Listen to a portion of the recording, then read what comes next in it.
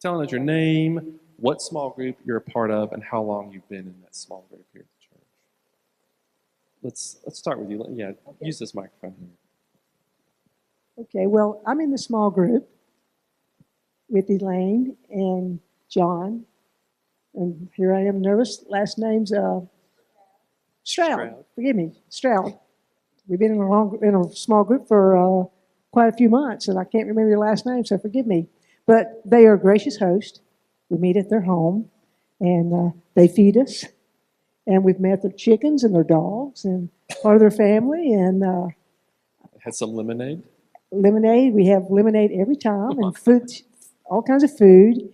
And initially, we were kind of figuring out what we were doing, weren't we? I guess it was my fault. But, when I look back at some of the most meaningful times, though, it was that first meeting we had where we just kind of impulsively decided to meet each other and talk about each other and our faith and why we chose to come to Floyd United Methodist Church and what's important to us. And we just felt open to talk about everything immediately, didn't we? We've got a really wonderful group.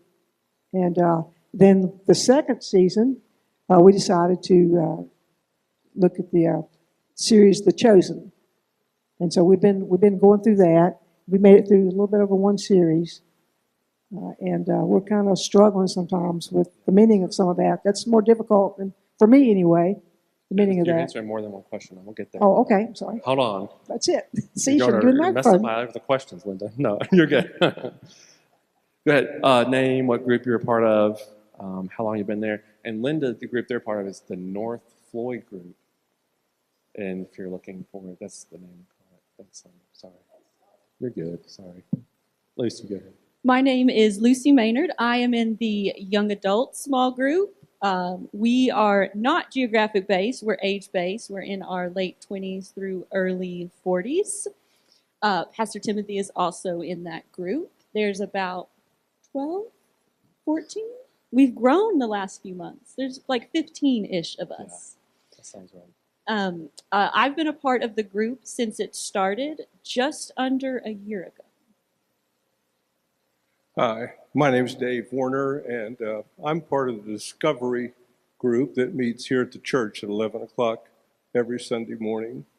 We've been meeting since the pandemic ended, whenever that was. When was that? About 3 years ago. Well, we met before that too, Yeah. but Sometime between 3 and then. 30 years, Right. somewhere in there. Yeah. Hi, I'm Elaine. I'm in Linda's group. It all. Yeah. John Stroud. We're the North Floyd group. I think we That's were right. called that because we're like 5 minutes north of town. So That's if anyone's north. looking to join a group, Yeah. we have some seats. Yeah, there you go. So the next question I'm going to ask you is, what's the best thing in your life? What's the best thing you think is, what's the best thing about being in a small group to you? Well, personally, I think the small group needs to be small. And it needs to be people that you trust, that you have confidence that what you say is going to stay there. And I feel that with our group. I felt that with our group immediately. So it's been nice to ask questions that are on your mind about your faith that you wouldn't necessarily ask for a lot of people.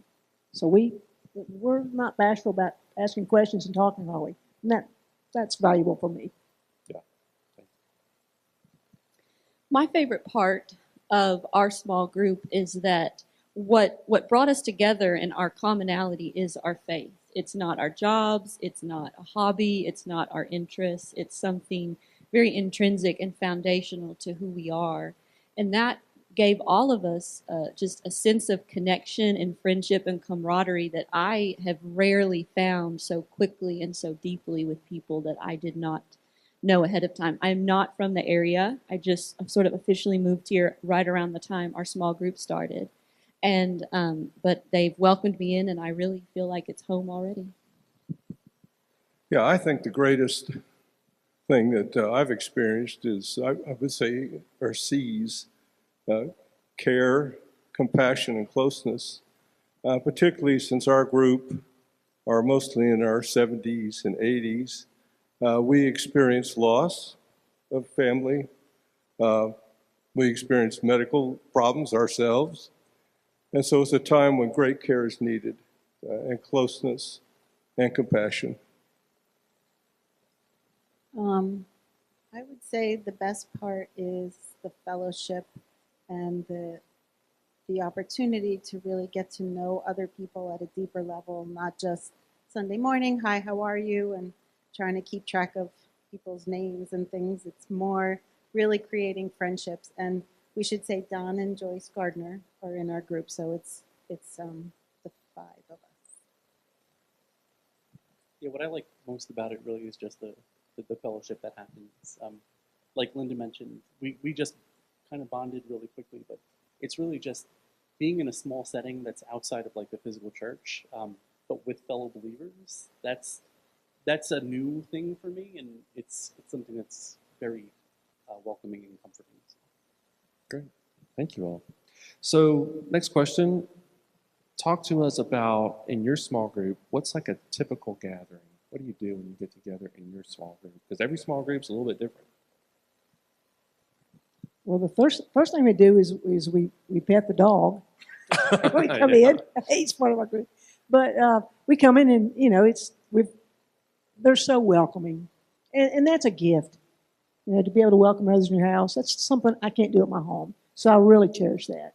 So we feel welcome, and we have lemonade and food, lots of good things that, and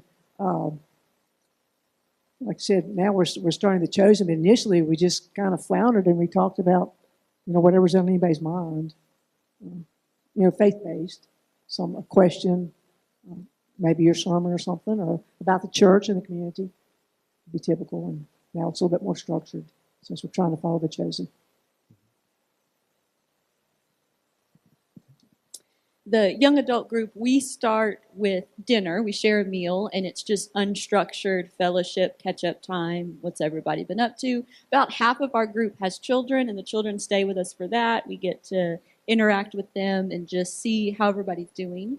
Then we move into a more structured time. We have a youth that babysits then for the kids that come, so that the parents can have a little bit of a break, and we can all have some time, just us. And we actually did a devotional where we read through and did different chapters at one point. Other times we just chose different topics or discussions such as spiritual gifts. And so we all kind of prepared, and then we came into the meetings knowing we were going to talk about this or we were going to cover this.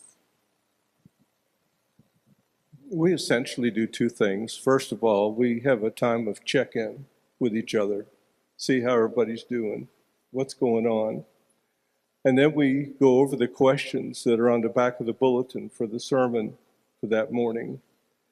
Sometimes we change the structure. If someone really has something on their heart or mind to share, we let the Spirit take us wherever that might be.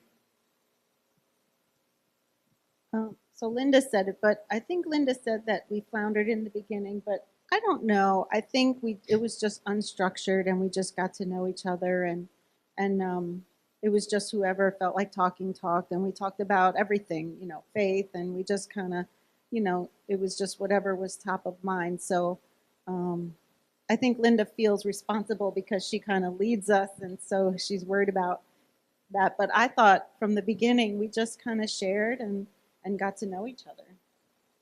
I remember when we first started, Tim gave us some type of guideline to follow. I still don't know where that is. Sorry. But no, the group has really just evolved over time. Like at first, it was a lot of just connecting, just with each other as people, as Christians. And then now it's a little bit more structured, like what Linda mentioned, where we've taken the series Chosen, and we're kind of following it along with it like a Bible study. So, and I'm sure it's going to change again. I mean, it took us like 3 weeks to get through one episode because we kept diverting, and so we haven't even finished half of the first season, and that's fine because we just go on other topics. It gives us something to talk about or do, in between conversations. Yeah, great. All right, here's a fun question. What's something that has surprised you about your small group?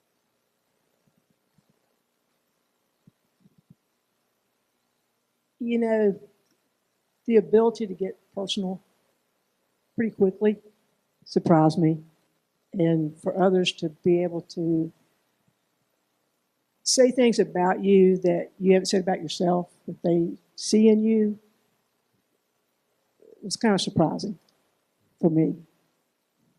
And so that's like I'll just share one of the things that happened to me is when I come to church, I come alone in here, and I always look up to families that come and fill the whole pew up, whole bench.